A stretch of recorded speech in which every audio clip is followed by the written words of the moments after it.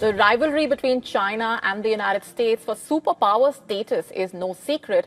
But did you know that now it could directly affect your daily life?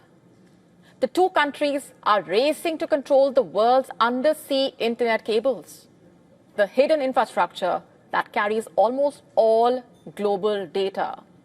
We're talking about your online banking, streaming movies, AI services, international communications, so on and so forth. Any disruption to these cables could have far-reaching consequences for people and businesses everywhere.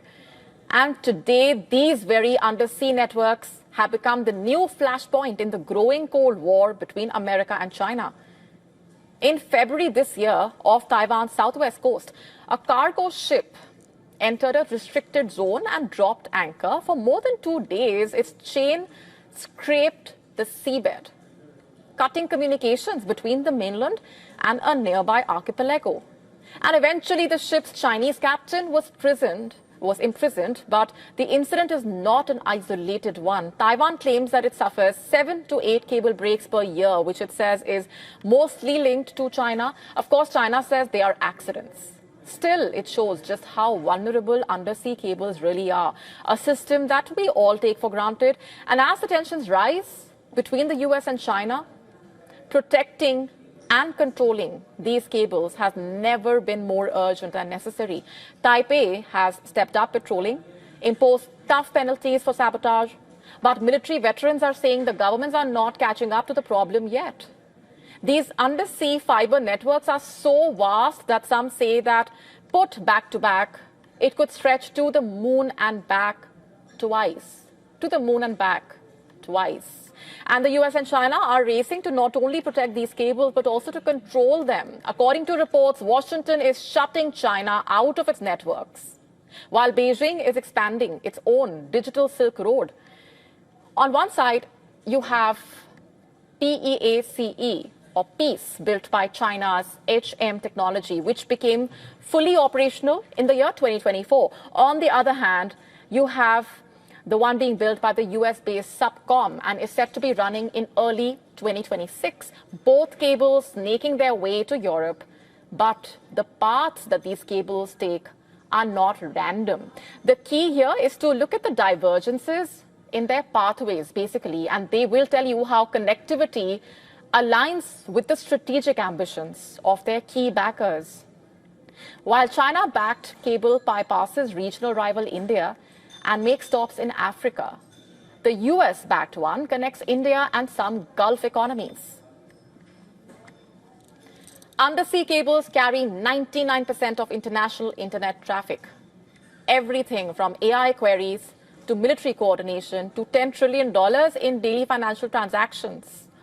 Earlier this year itself, the Peace cable was mysteriously severed near the Gulf of Suez, disrupting traffic between Asia, East Africa, and Europe, until it was finally repaired 3 weeks later.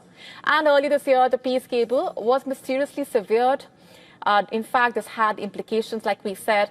What's more, only 4 companies manufacture nearly all subsea cables, including China's HMN, the US Subcom, Japan's NEC, France's Alcatel. But the landscape is rapidly changing. Tech giants like Meta, Google, Microsoft, Amazon now controlling more than 70% of subsea cable capacity, up from less than 10% a decade ago. Meta is now also building the world's longest submarine cable, called Project Waterworth, spanning 50,000 kilometers. The objective is clear: secure bandwidth, reduce costs, and also ensure connectivity in the age of AI. And as you can see, cables are important for intercontinental communication, and so the stakes are as high as they could be. But cables are also fragile, particularly near the landing points and the shallow waters.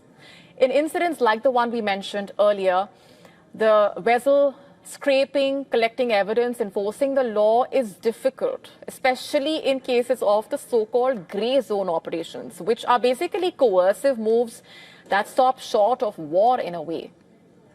But target weak points like undersea cables. In such a case, it can be disguised as fishing accidents. We've already seen incidents like the one in Europe and the Red Sea. In December 2024, a ship departing from the Russian port of Ustluga dragged its anchor 90 kilometers across the Gulf of Finland, severing 5 data and power cables and inflicting at least $70 million worth of damage. And so Europe and NATO have poured money into AI-enabled monitoring drones, submersible repair robots, and hybrid defenses in order to protect them. China, meanwhile, has invested heavily in undersea sensors, what it calls an underwater Great Wall. China has also reportedly encouraged some countries to choose its cable network with financial support or cheap bids. The US has countered with its own financial incentives, along with diplomatic pressure to dissuade strategically located countries such as Vietnam from depending on Chinese infrastructure.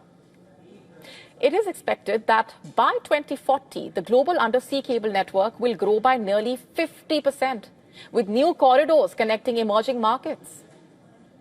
It's clear governments are not prepared for just how vulnerable to sabotage these undersea cables are. The modern economy, global communication, even the AI race depend on these hidden, fragile infrastructure beneath our oceans. When we hear the word rogue, our minds often jump to secret agents or dangerous operatives. But what if we told you there is a rogue out there, not on Earth, but in deep space?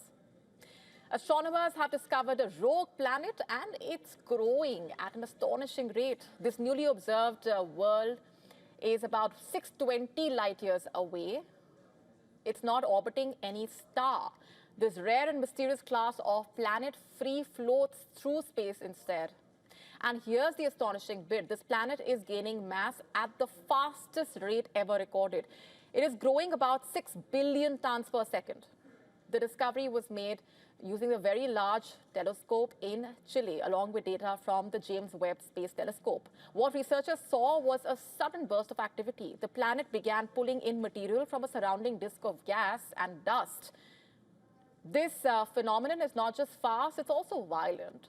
The incoming matter creates a hotspot on the surface of the planet. It can be seen through the telescope, and in just a few months, the rate of growth increased by 8-fold. What's especially intriguing is that magnetic forces seem to be behind this sudden growth. Such forces are usually seen in stars, not planets. The planet is already up to 10 times more massive than Jupiter, which is the biggest planet in the solar system. Researchers even detected water vapor in the surrounding disk of the planet with changing chemistry as it grows. And more answers may come when the extremely large telescope, which is currently under construction, will begin scanning the skies in 2028.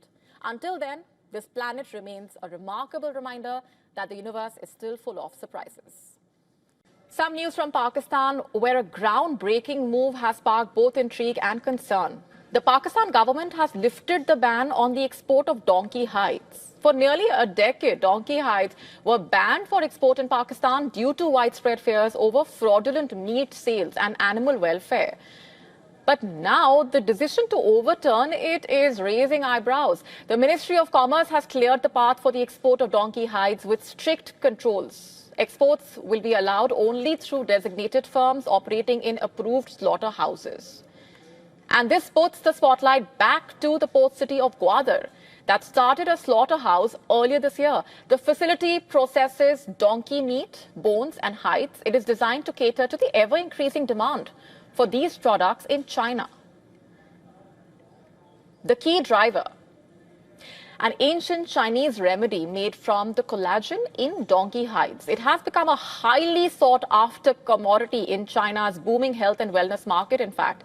It is considered to offer a range of health benefits, including improved blood circulation and immune support, making it a staple in both food and traditional medicine.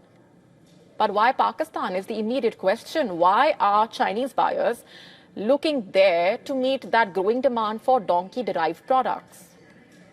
Well, the answer lies in the lucrative industry there, which is now spanning global borders as a result of the historical roots in Shandong province. China has long been the heart of the production of the same, with nearly 90% of the world's supply originating there. Yet, as the demand escalates, looking at the broader picture, it's clear why the global demand for donkeys is such a concern. China is increasingly turning to Pakistan and Afghanistan, the two key countries that provide a reliable supply of donkey hides. And as donkey populations dwindle, the global demand for donkey hides, especially for this product, has only worsened the situation. A recent UN report revealing that over 6 million donkeys are slaughtered worldwide to meet the demands every year. And as Pakistan's donkey export market opens up and the Gwadar slaughterhouse continues its operations, the question is who will protect the donkeys, and more importantly, what will happen to the communities that depend on them? New structures at a PLA army base in Inner Mongolia now mimic Taiwan's top government buildings, signaling more organized drills, it seems, for a potential cross-strait conflict.